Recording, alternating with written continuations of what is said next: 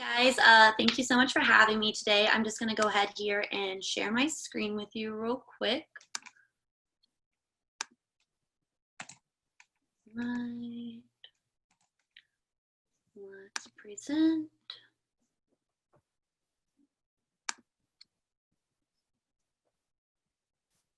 All right, can you see my screen? Looks great. Okay. All right, so I wanted to start you guys off with a quick statistic. Basically, this is the reason why you need to be working on SEO. 60% of the 5.6 billion Google searches a day are carried out on mobile, and then 76% of those lead to a conversion within one day, whether that's somebody buying from you, visiting you, calling you, trying to get your product somehow. That's a huge percent of conversions, and we want you all to be in on this game too. Like Bill said, I am Becca. My company is Kalyapy Co. I am a small website designer for wineries specifically, and then I do social media as well as SEO, amongst other marketing stuff in between for wineries and then small businesses here in Tampa, Florida.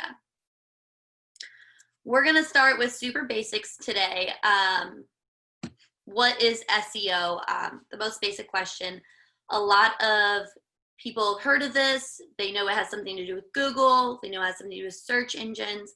But to put it in the simplest way possible, search engine optimization is the practice of increasing the quantity and quality of traffic to your website through organic search engine results. So when I mean quality of traffic, I'm really talking about that you can get anyone to come to your website, but we want the right people to come to your website. So if somebody's looking up winery equipment and you're a winery selling wine, we don't want them coming to your website. You're not what they're looking for, and they're gonna leave. So the quality of your traffic matters. And then the quantity of your traffic is just how many people. So we want to get, I'd rather have, 100 good quality visitors to your site than 500 low quality visitors. So visitors who, aren't necessarily searching for what you're selling.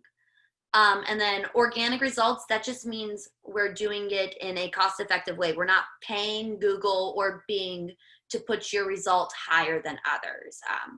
So this is SEO is great for, cost effectiveness, keeping our marketing budget low. It's really just a long-term plan of, getting people to your site organically without paid ads. The next is, why is SEO important for your winery? These are some of the reasons. So less than 1% of Google search users click on results from page 2. There's a saying that goes, the best place to hide a dead body is on page 2 of Google.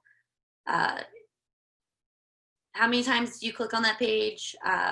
For me, hardly ever. I go to the second page of Google if I really, really need something. And my search results just weren't what it was looking for. SEO is great for helping you increase visibility and your search rankings, to attract more clients who are ready to purchase your services, to generate measurable results. So with SEO, there's lots of metrics and data we can dive into, so we can compare, last month over this month, how many times you posted to how many visitors you got.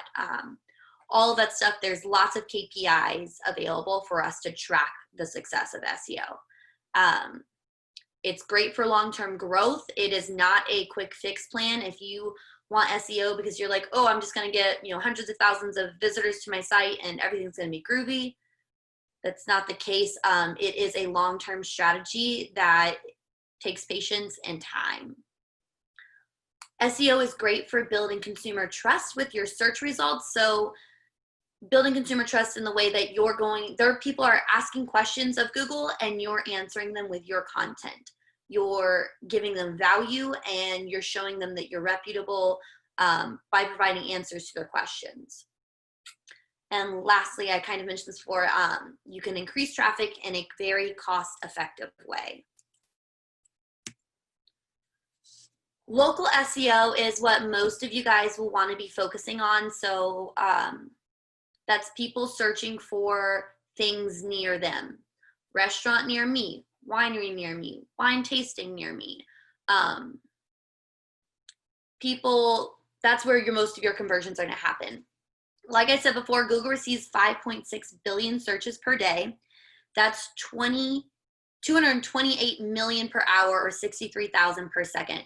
That's a lot of chances for you guys to be discovered super easily, and it doesn't have to be so hard. The where to buy and near me mobile queries have grown by over 200% from 2017 to 2019. So those are the searches I was talking about. Where do I buy cab? Where do I buy a good Merlot? Wine tasting or wine bottle store near me. All of those searches are going to be hugely important to your websites and getting traffic to them. Nearly 60% of online searches are carried out on a mobile device. So that's what I was saying before. So everyone has their smartphone in their hand all the time. Being in front of people on Google is just going to be hugely important for your business and the way you move forward. And like I said, like those conversions, 76% of those searches lead to a conversion. And why not your winery be that conversion? You know, if you can get in front of people and answer their questions and provide value, people are more likely to buy from you.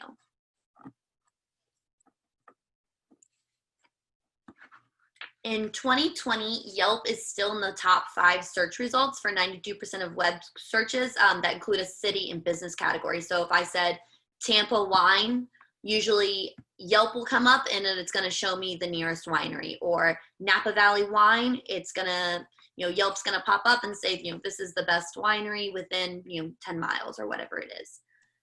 So super important. Local SEO is going to be crazy important for you guys moving forward. Bill, are there any questions yet? One question is about your slides. On our end, they don't appear to be moving forward. So we still see the 60% of the 5.6 billion searches, which I think is the first slide. It is. Let's see what's happening. It says sharing's paused again. Let's see. Let's see. Well, okay, so try that. Sorry, folks, technical difficulty here. I see your cursor, so hopefully that. I can see it's now, but it's not in presenter view. Let me see if I can. If you want to stop your screen and then restart it, that might work. Yeah. Give me a second, guys. I'm sorry about that. Try it again.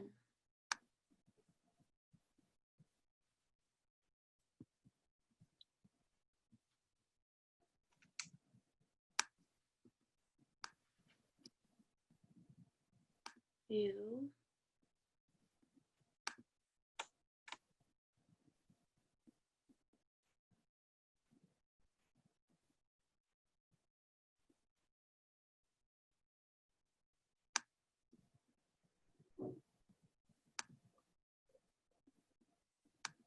If I enter full screen again, can you see?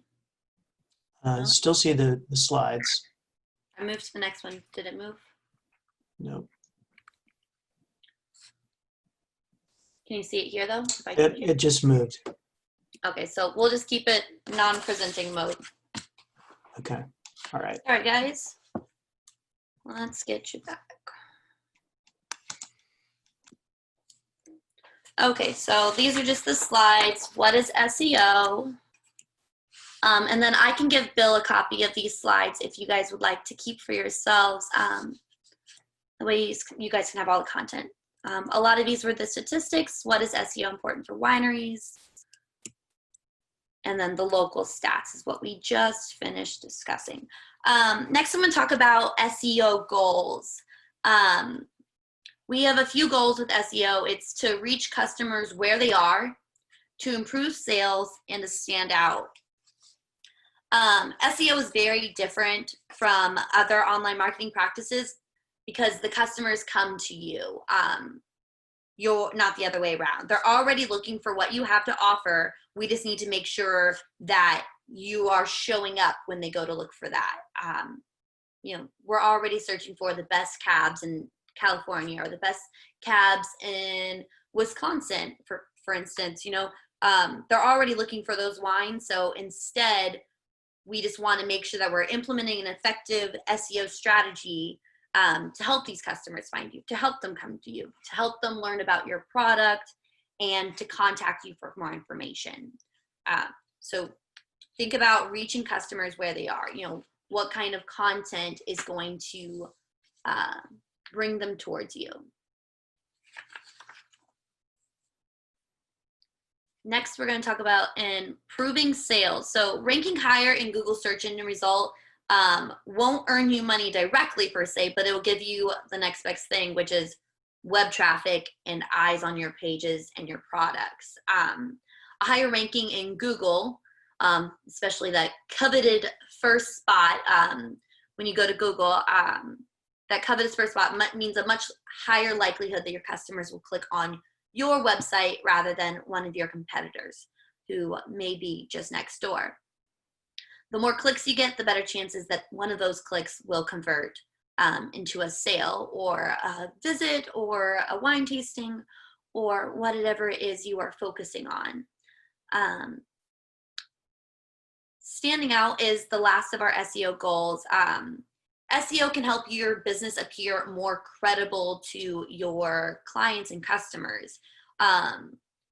SEO requires you to create content, and with that content, you build authority. You want to give your customers value. They're looking for their questions to be answered. And if you can make yourself that expert and answer those questions that they have, you're in a much better spot to sell them your wine over someone who hasn't answered their questions or provided them any value. And Bill, I can't see the question box while I'm presenting in this view. So if there is any questions, just hop in and let me know. Great, will do. None so far, thanks. Okay, so I have a lot of terminology for you guys. I don't know if you guys want me to go through all of it, but I can hop through quickly some of the most important ones.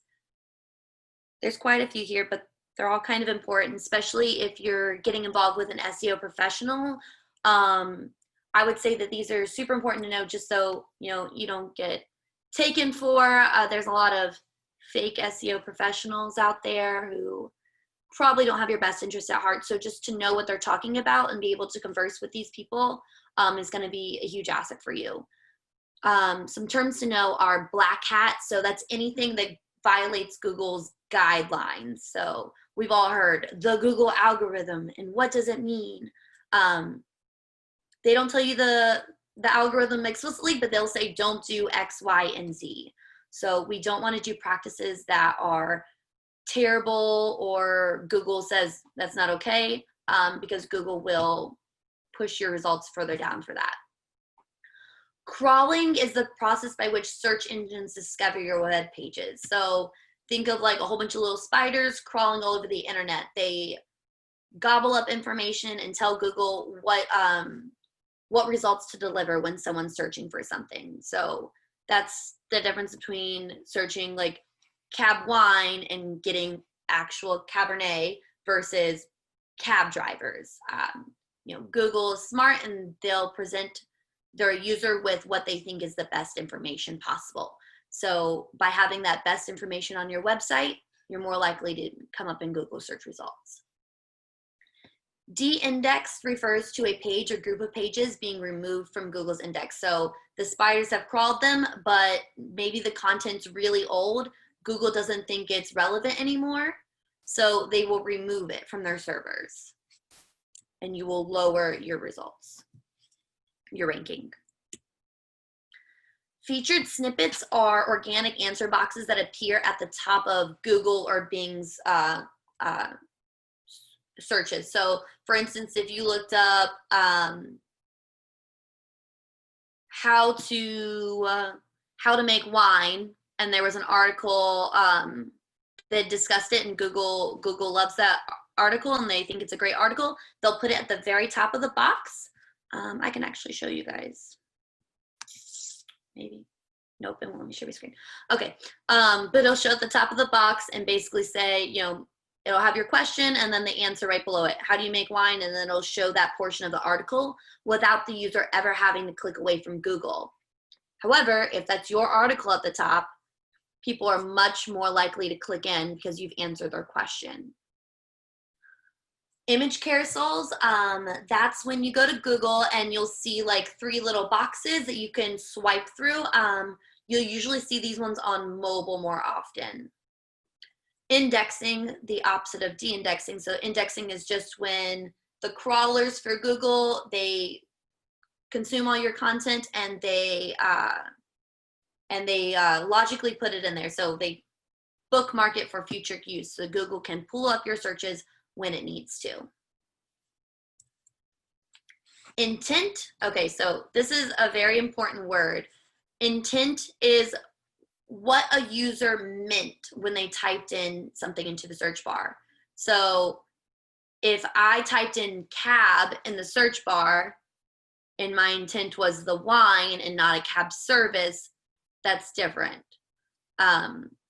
So we really need to think about when we're writing content, what are people actually referring to from the words that they use in Google search? I know we kind of, those of us who, you know, we've been on the internet a while now, we don't really just type in really long phrases into Google anymore. We kind of say, you know, best wine near me, restaurants near me. We're looking for something immediate results, and our intent is much different than it used to be back when Google was new. So just kind of think about what kind of intent the user has when they're looking for a search for you. I hope most of you know this one. A KPI is a key performance indicator, so a measurable value that indicates how well an activity is achieving a goal. So I have different clients, and different clients have different key performance indicators. A very small client of mine maybe have a KPI of 100 visits a week to her website, versus I also work with a steel manufacturer who has hundreds of thousands of followers. Their KPIs are going to be much higher than a small business. Okay, a local pack is, if you go to Google and type in restaurants near me, and it kind of comes with that map that has like 3 results right under it, that's what a local pack is. So 3 local business listings that came up as a result of someone's search. So if I typed in oil change near me and 3 businesses popped up, that's what you're looking at. To get into those spots, that's really awesome, and it's really great for your SEO and also getting found. Organic, I talked about this in the beginning. It's earned placements in search results as opposed to paying for that position. At the bottom of Google, you'll find people also ask boxes. So if you're ever searching for how to do something, you'll see at the bottom of Google to say people also ask, and then have a list of questions that are related to that query. And those can be great places for you to find out what kind of content to write in the future. Query, just a search. Ranking, what spot you are in a search engine. So, you know, we want that #1 Google spot or that #1 Bing spot. And usually there are 10 to 20 results on one page. So, you know, just making sure we're slowly moving up our ranking is where we want to be. Search engine, Google, Bing, DuckDuckGo. There's tons of search engines out there. The most common that we do SEO work for are Google and Bing. Don't forget about Bing, guys. It's definitely a good one to keep an eye on. 24% of all search results, I believe, come from Bing. SERP stands in for search engine results page. So that's that what that Google page looks like. And then traffic to website, you guys got that already. URL, so that's, you know, your address on your website. And then website authority is a concept that refers to the strength of your domain.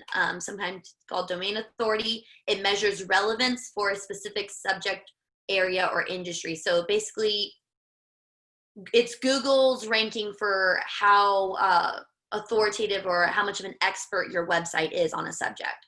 So we want to make sure that we're giving ourselves more and more authority by creating content and articles that answer our customers' questions. I'm going to start moving into actually how to implement some of these things and how to get seen by Google. Bill, are there any questions so far? So no questions. I had one myself, actually. Sure. So this is regarding, you mentioned, I think it was the oil change example, and near me, you said some business near you. Is there, because we have what we're talking about, wineries that in normal times are very sort of geographic specific, you know, local wineries and regions and so forth. Is there a strategy that we should be thinking about related to location and region and that sort of thing? Yes, so your region is going to be one of your SEO terms that you're going to want to, so if you're a Napa Valley winery, can you get more specific than that? You know, maybe you're in Yountville, I think it's pronounced, I've been there once. So if you're in Yountville, you know, you want to make sure that you are using Yountville in your content. So we make the best Merlot in Yountville, you know, within the Napa Valley. So you're using Yountville and Napa Valley to kind of geolocate you. And that's basically how Google's going to pull up those near me results. As well as, you know, being in Google My Business, which I'm going to talk about in a couple minutes. Google My Business and other like local listings, so like Bing Places, Google Maps, all that. They're going to use your location as well as what's on your website to match up who's going to come up at those top 3 spots. Does that make sense, Bill? Terrific. Thank you. Perfect.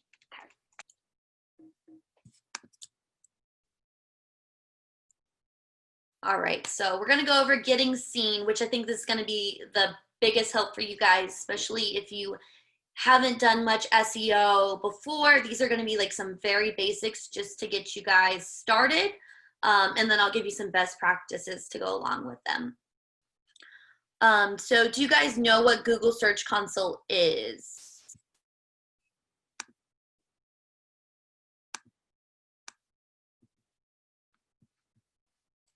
Okay, if you do, very good. You should all be on it. You should all be signed up. But Google Search Console is a free service offered by Google that helps you monitor, maintain, and troubleshoot your site's presence in the Google search results. So this is just a quick little screenshot of one of my clients' Google Search Console.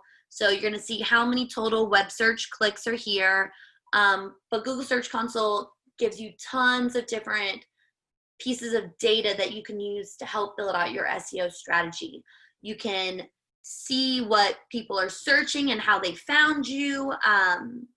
You can see if there's indexing problems, or if Google's not crawling your site, or if it's been a while. You can submit a new sitemap, which is a little bit more advanced, but say you redid your whole website and now all the pages are different, Google's gonna have a hard time redeciphering all that. So we can submit them a sitemap and be like, here's my little map, and then they can crawl it very easily and then get you back into your search results. So Google Search Console offers quite a lot of tools and definitely can give you a lot of data. So they'll also like give you notifications if your site's down or if there's a whole bunch of spam coming from your site. They'll show you which sites have linked to your website, which is great. It's great to reach out to people and be like, hey, thanks so much for linking back to our article about this. Links do help you build authority. So if you wrote an article on how to make wine, and then all these other websites said, oh, hey, there's a great article from here about how to make wine, and linked back to your website, that's helping you build traffic to your website and helping you build authority, because Google says, oh, everyone else likes this link too. It must be good content. Let's put it up higher in the search. So Google Search Console is definitely something you guys should be on. And let me share my Google Search Console screen with you real quick. You guys can kind of see.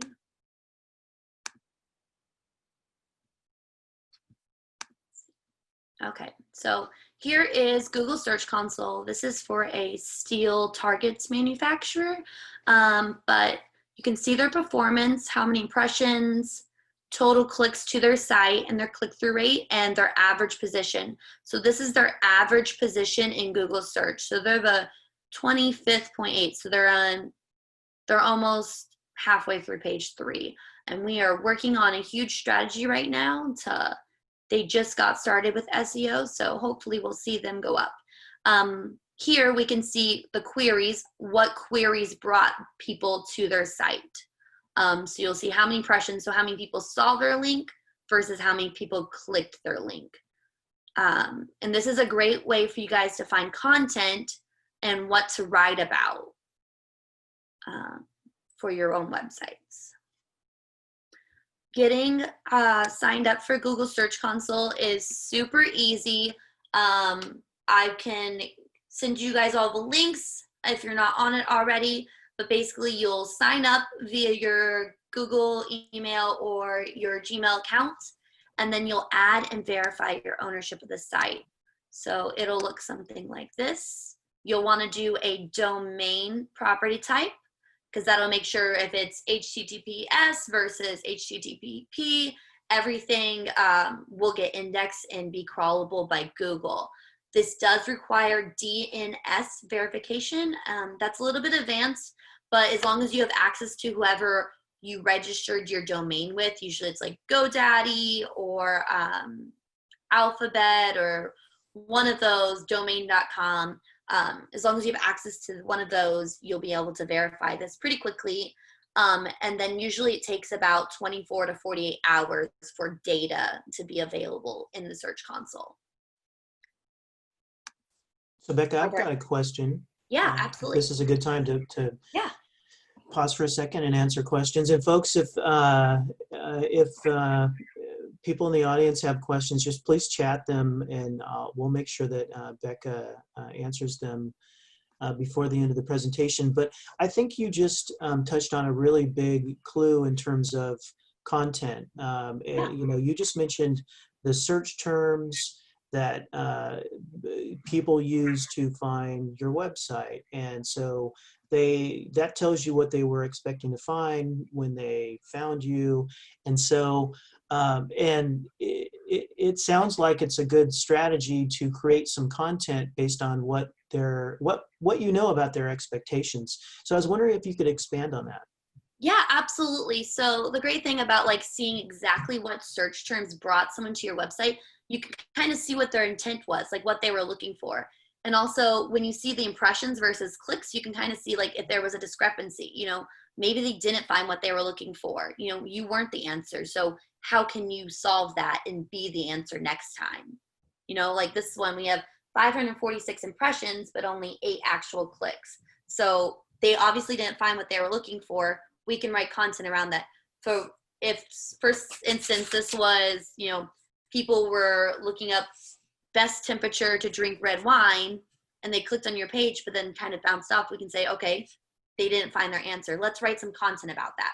What temperature should rosé be drank at versus red versus white, and educate them and give them value, providing people, that extra little bit. We already know those things, as winemakers and winery owners. It doesn't take a lot of time for us to share the knowledge and provide your customer with something a little bit more than the rest of your competitors. Terrific. Okay, go ahead and I'll turn my camera off. If folks have questions, we'll pause here in a few more minutes. We've got, we're a little more than halfway through the presentation, so think of your questions. Yeah, absolutely. If you have any, just let me know. I am going to move on to Google My Business and other listings. So if you guys don't know what Google My Business is, we need to get you on there. This is my #1 priority for all small businesses. Get on Google My Business. Google My Business helps you manage your information, interact with your customers, and then understand and expand your presence. So Google My Business is an easy to use and free tool to manage your winery's online presence across Google, search, and maps. So if you're on Google My Business, your listing is going to show up on search and maps as well. So when we talk about managing your information, we're talking about all of this info here that's available when you search for a winery. You know, we have your address, if you're open or closed, your menu, your phone number, how to get in contact with you, reviews. People want to see, you know, what other people's experiences were like at tastings, at wineries. Was it stuffy? Was it casual? Is there a room out on the lawn? Anything crazy happen? Is it always a good time? You know, we want to know those things, so you can provide all those things in one spot by being on Google My Business. And you can also, Google My Business also provides lots of insights as well on your customer data. Businesses that add photos to their business profiles receive 42% more requests for directions for Google Maps than other businesses. So here I just pulled up a quick one, Hill Family Estate. You can see that they have photos, you can see outside, you can see their little map, and then I can even pop that open over here for you guys. Let's look up Hill Family Estate. And then you'll see here, so these are questions and answers that they've answered, reviews from the web, Google reviews, website directions. You can save. This is a great option if you guys are like Android users. You save here and it'll also be saved on your phone. You can send to your phone, you can see the reviews, their social media profiles, and then the people also search for. So this is a great place to kind of get seen.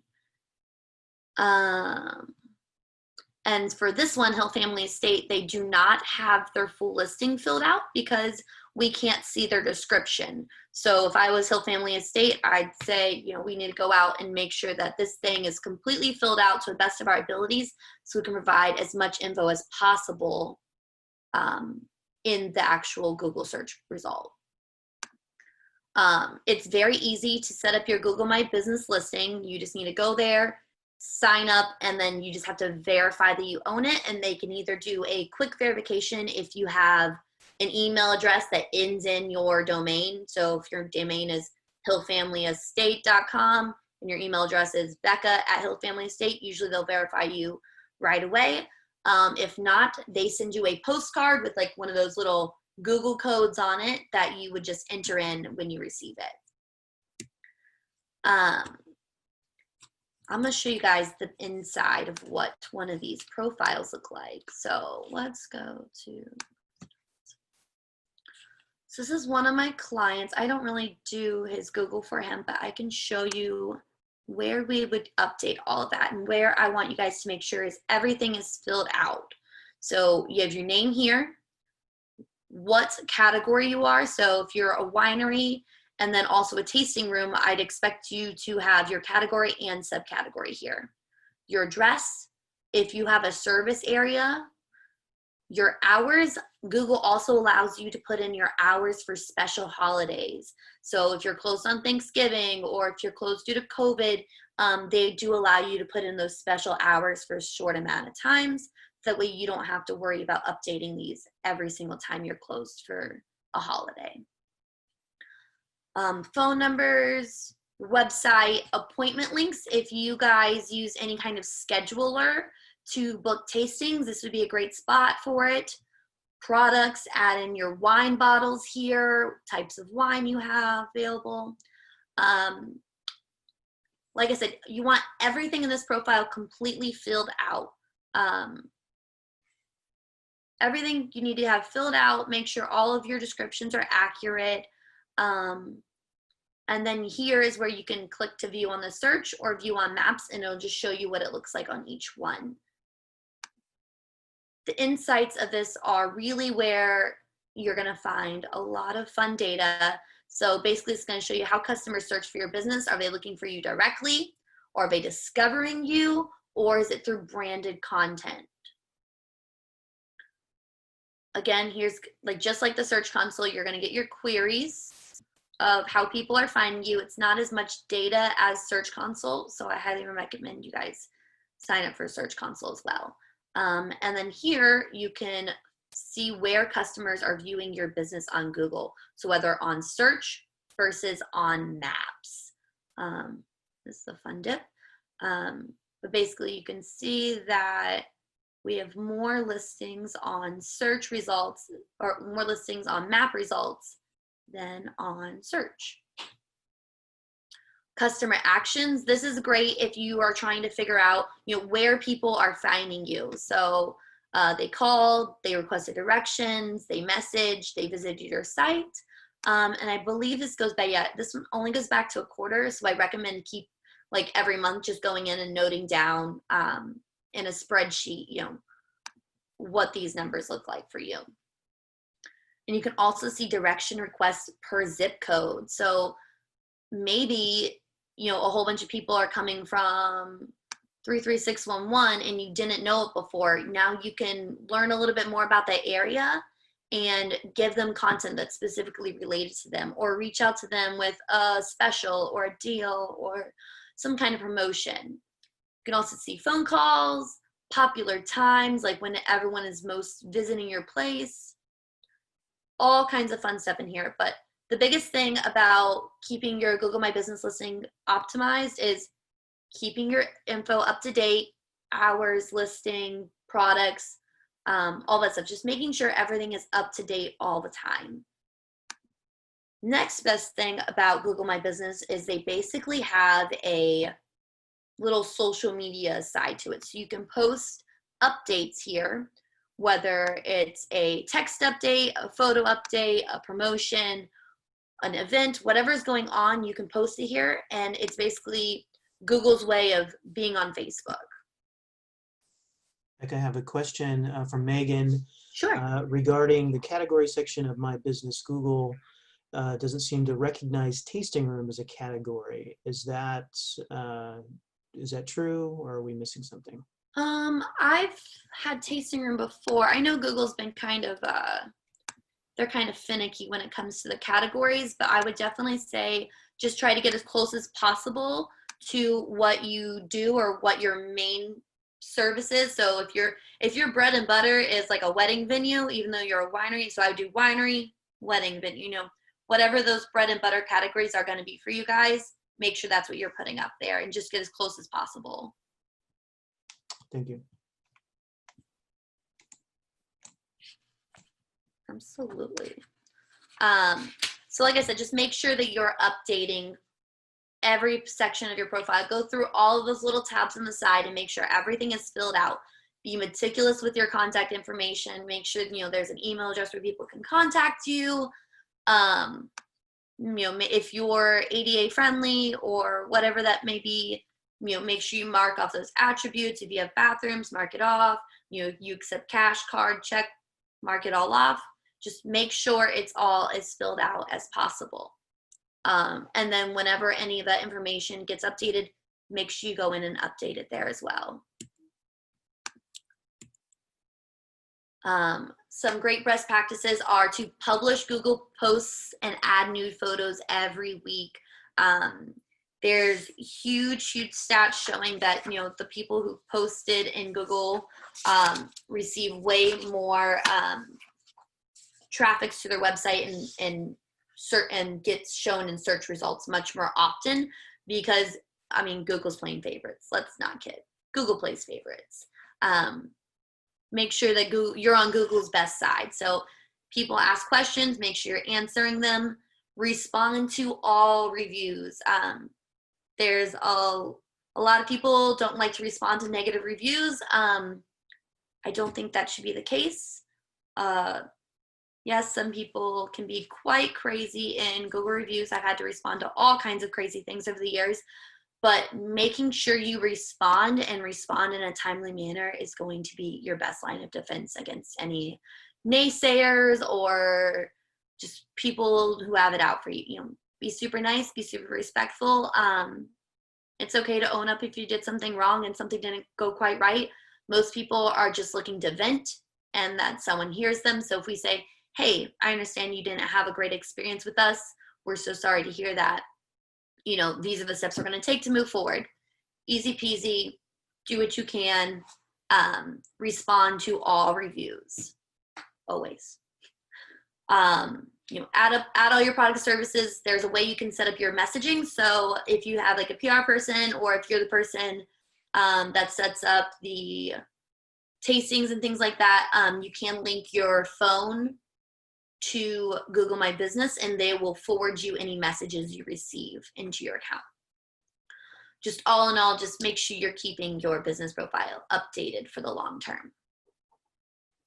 Other places you need to be besides Google My Business, it would be Yelp and Bing Places. Those are both good listings to claim.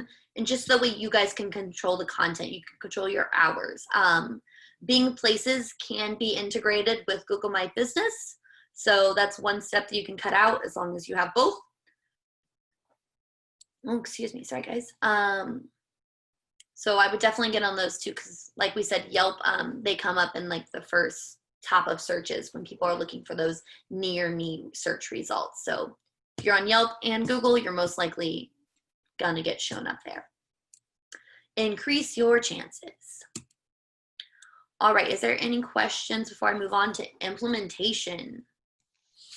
So I have a question. Yeah. You've just been talking about some different brands, you know, Google, Yelp, Bing. Those are obviously different companies.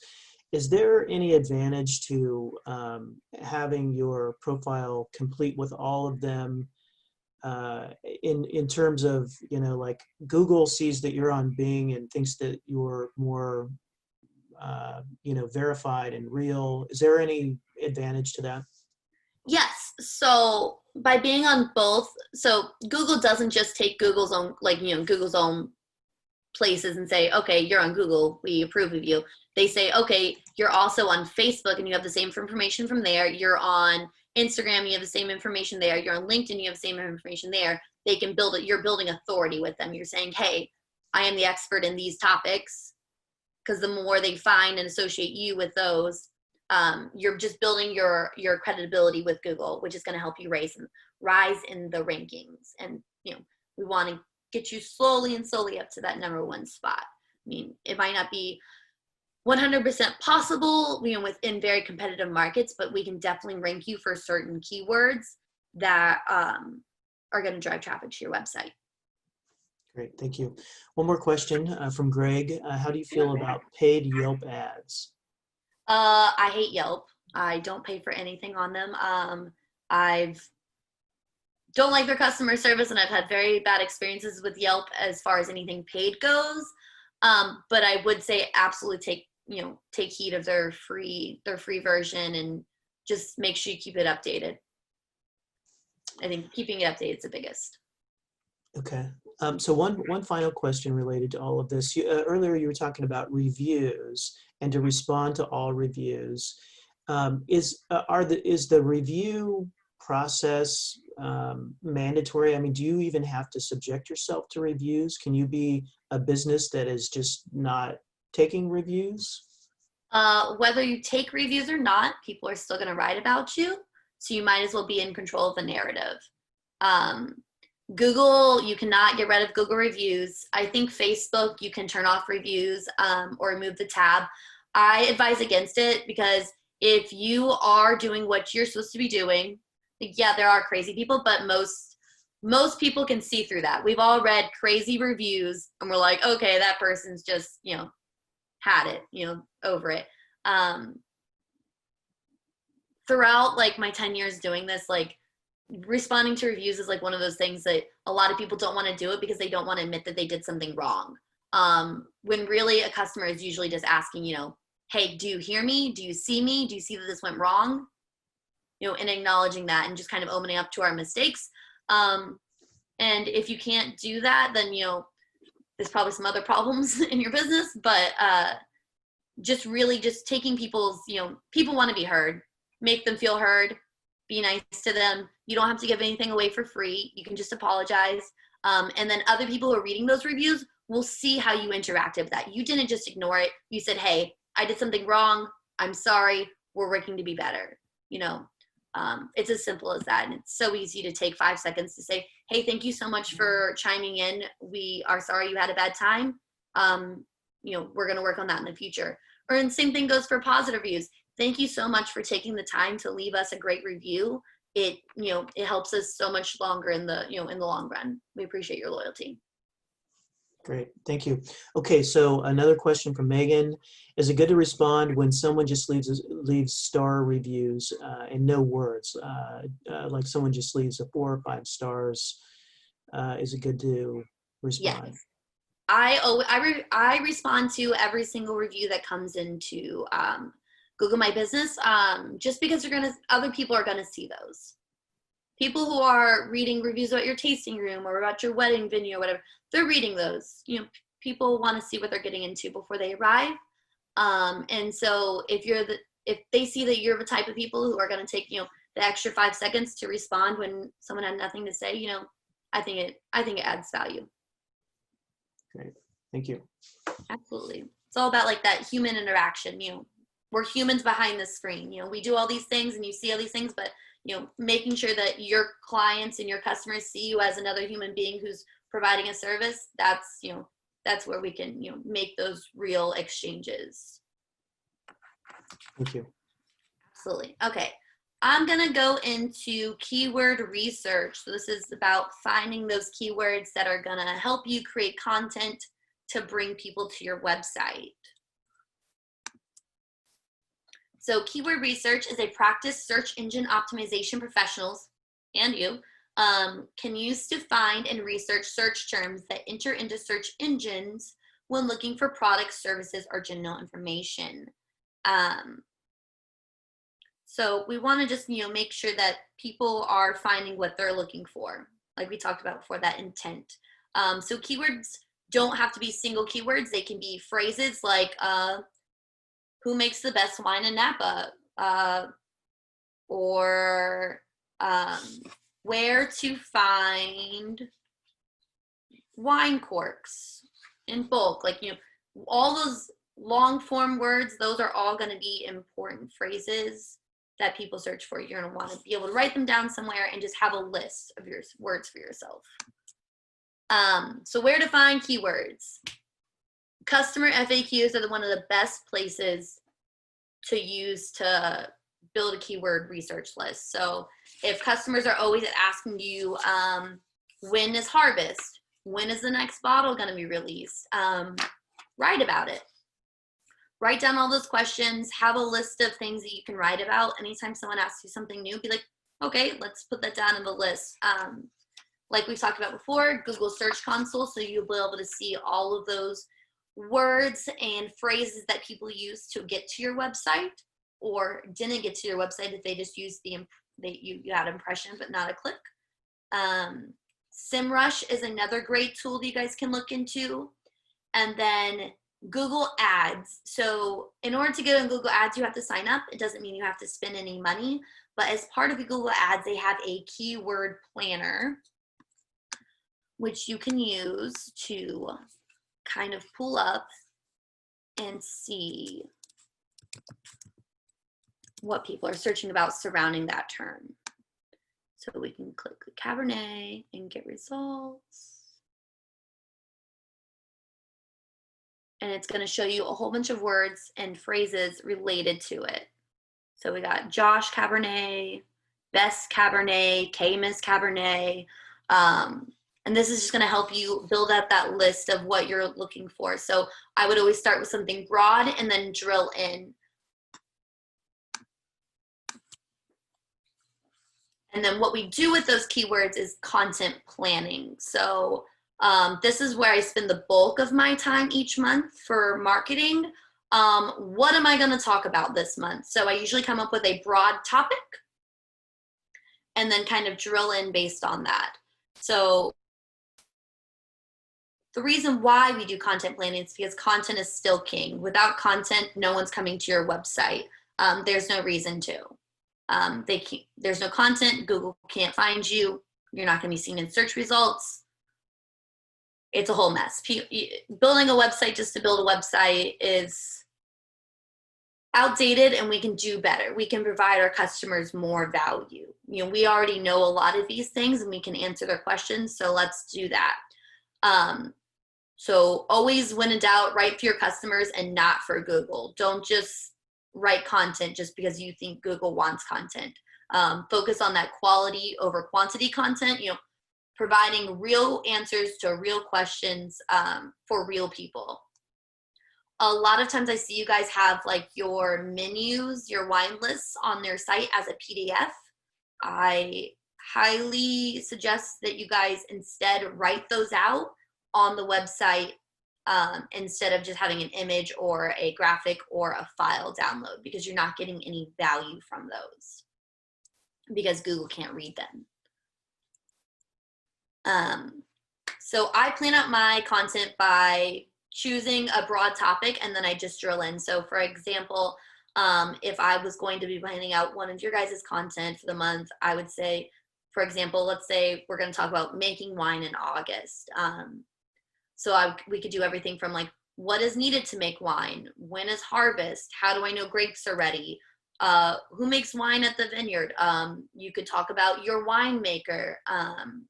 What goes into making a certain bottle? How do I get labels on a bottle? All those behind the scene things people want to hear about. They want to be part of your establishment. And if you can answer their questions at the same time, you're building that lifelong relationship with a customer. Does that make sense? Are there any questions, Bill? No questions in the chat. I do have a question. Yeah. So we're talking about content, and you said content is still king. When was it anointed as king back in the first place? But I was wondering, seriously, if you could expand on that. Why is content so important? And what is it about the information that wineries could be sharing? Yeah, absolutely. So content is still king. For a while, there was a lot of bad SEO practices going around.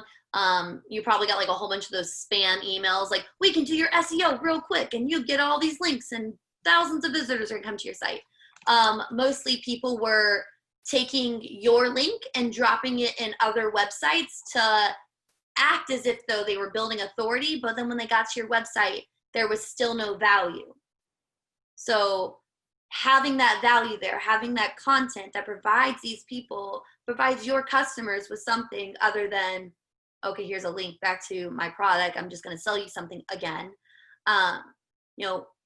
It's all about that, like providing value to your guests and your customers.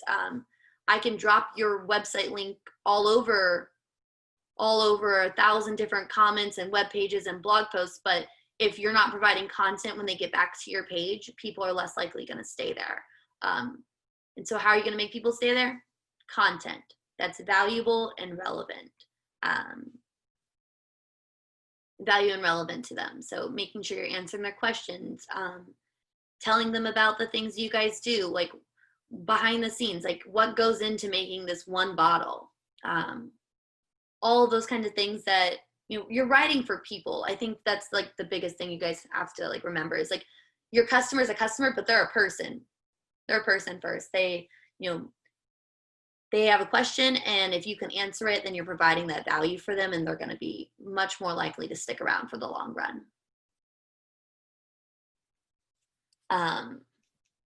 So I think that's it as far as content is, just making sure you're not being spammy or not just saying, oh, hey, here's another bottle of wine, or hey, here's this.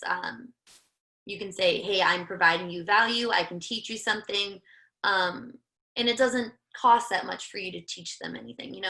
an hour worth of your time, or it doesn't even have to be of like your time specifically. It can be of someone you designate at the winery today. Hey, can you write, 300 or 500 words a week about, something that we do?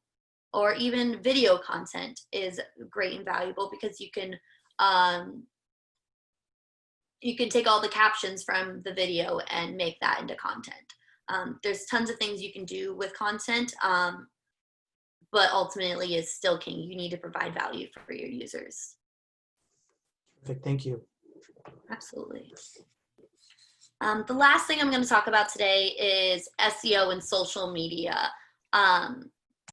There's a lot of myths and mysteries surrounding SEO as it relates to social media, but the bottom line is social media is good for SEO because they provide links back to your content. Google says that it's not an important part of their algorithm. Bing does say it's an important part of the algorithm, but just making sure you have those links out there is going to be what brings people back to your site. So for SEO and social media, we want to make sure your profiles are optimized just like your Google My Business listings are. So, do you have the same profile image on all of your platforms? Are your cover photos neat and tidy? Do they look presentable? Are they easy to read? Do they make sense? Do you have your bios updated on all platforms? So you have different bio links on Instagram versus LinkedIn or Twitter. So making sure that they're all easy to read and then have a relevant link in them. So we know on Instagram, you can only have one link. Make that link worth it. I try to stay away from tools that have like those Instagram bio tools where you can click a link and then it shows you all the other links you guys have talked about in the last month. Give people one call to action. If you want them to sign up for your newsletter, put your newsletter link there. If you want people to take part of your promo, put your promo link in there. Whatever you want people to do, make sure that link is in there. People don't want to have to go through 6 clicks just to get to your giveaway or whatever it is. Like, make it super simple. Make it so easy for people to find you and consume your content that they have it's easy, it's just easy to do that. Make it so easy for them that they want to be part of your community. Post updates regularly. So make sure you're posting regularly. So if you can only have time to post one time a week, post one time a week and make it a certain day. If you are dedicating time to post 3 times a week, post the same 3 days a week. Just make sure you're staying consistent and regular with it. Check your headlines, check your grammar, make sure your images look good, and ask for the shares. So there's this huge statistics showing that like 42% of people will share a post if you specifically ask them to. And that's going to be great for your SEO. You're building those link clicks, you're helping people find your content, and they're sharing it for you. So that word of mouth marketing is where we like it. It's free. And then the biggest thing on social media that you guys need to remember is that social media is a give and a take. We're having conversations with people. We're not talking at them. So we want to engage with them. So make sure you're posting on your stories.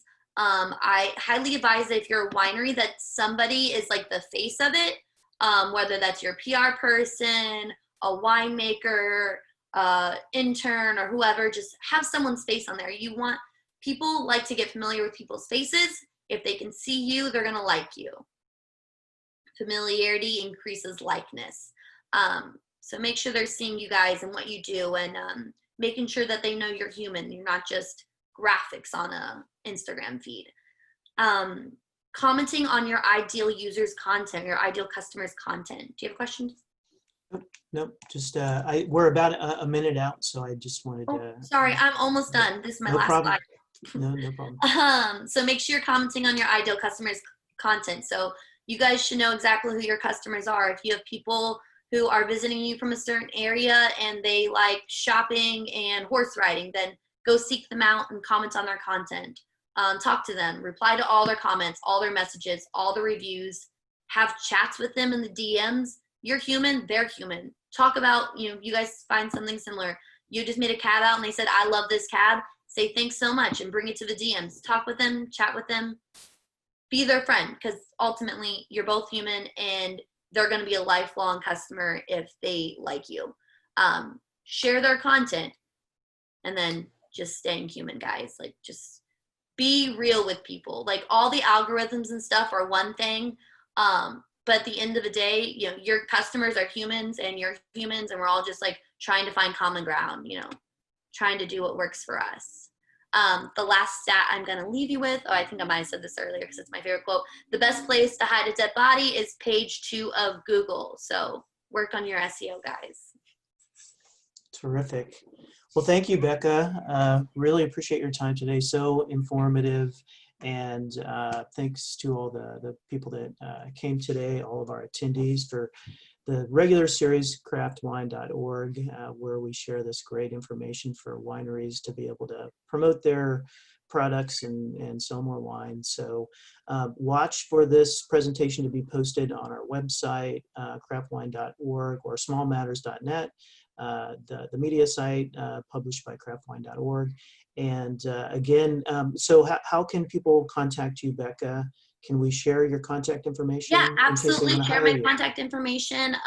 You guys have my email address and my phone number, I believe. And then I think Jennifer has my Instagram. If not, I will shoot it over to you, and then we can share all this and have it up for you guys. Great. And we'll email that to all the people that are on the call today and who registered for this webinar. So again, thank you so much. Really appreciate your extremely valuable information, Becca. Thank you. Absolutely. Thank you guys so much for having me. I hope you guys have a great day.